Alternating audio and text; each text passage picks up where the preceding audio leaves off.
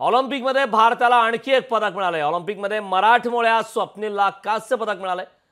कोल्हापूरच्या स्वप्नील कुसाळेचा पॅरिसमध्ये डंका पाहायला मिळाला। भारताच्या खात्यात आतापर्यंत 3 पदकांची कमाई झाली।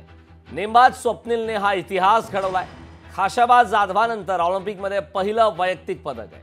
50 मीटर एअर रायफलमध्ये स्वप्नीलची दमदार कामगिरी पाहायला मिळाली। स्वप्नीलच्या धडाकेबाज कामगिरीनंतर कुटुंबियांनी जल्लोष साजरा केला। ऑलिम्पिकमध्ये भारताला आणखी एक पदक मिळालेलं आहे। मराठमोळ्या स्वप्नीलला कांस्य पदक मिळालेलं आहे। तर आम्हाला वाटतं काय आता मुलगा एकदम वरती चाललाय म्हणले आम्ही विठ्ठलाचा मीनं धावा केला। डोळ्यातनं अश्रू आले आम्हाला। ते अश्रू आम्हाला आनंदाचं होतं। आमचा विश्वास होता मुलावर। खाशाबा जाधवांच्या नंतर हा दुसराच आहे स्वप्नील कुसाळे नेमबाजीतला आणि खरोखर त्याचा या जिल्ह्याला आणि आपल्या महाराष्ट्राला फार मोठा सार्थ अभिमान वाटतो। आता गेले अनेक वर्ष मी त्याचा खेळ बघतोय, पण कुठं फक्त त्याची बातम्या वाचतोय। मी टी व्हीला बघतो, त्याची बातमी बघतोय। त्याचा प्रत्यक्षात मी कधी खेळ फारसा पाहिला नाही। आम्ही बघतो खेळ तर कुठं आमच्या मोबाईलवरती बघतो। मला त्याचा गेम त्याच्या जागी त्याच्या त्या पॉईंट ठिकाणी म्हणजे खेळाच्या ठिकाणी जाता आला नाही मला।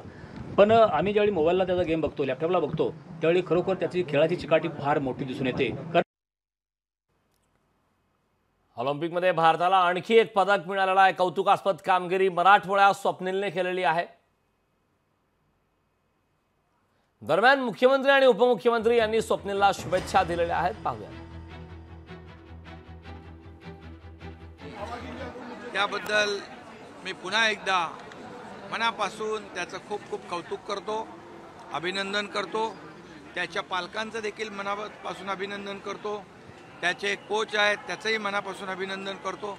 त्याला ज्यांनी सहकार्य केलं त्या सगळ्यांचं मनापासून अभिनंदन करतो आणि पुन्हा या स्वप्नीलला कुसाळेला या ठिकाणी पुढच्या वाटचालीस खूप खूप शुभेच्छा देतो आणि महाराष्ट्र सरकारच्या वतीने जे काही सहकार्य लागेल ते नक्की सहकार्य केलं जाईल अशा प्रकारचा या ठिकाणी विश्वास आहे। स्वप्नील कुसाळे याने नेमबाजीमध्ये कांस्य पदक या ठिकाणी मिळवलेलं आहे। 1952 मध्ये स्वर्गीय खाशाबा जाधवजी यांनी ऑलिम्पिकचं पहिलं मेडल भारताकरता मिळवलं होतं। ते महाराष्ट्रातले होते।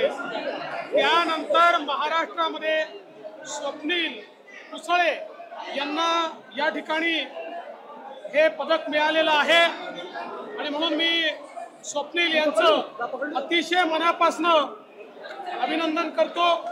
स्वप्नील कुसाळे यांनी महाराष्ट्राचा आणि देशाचा मान वाढवलेला आहे। लोकशाही मराठी ऐका, पहा, जागरूक रहा।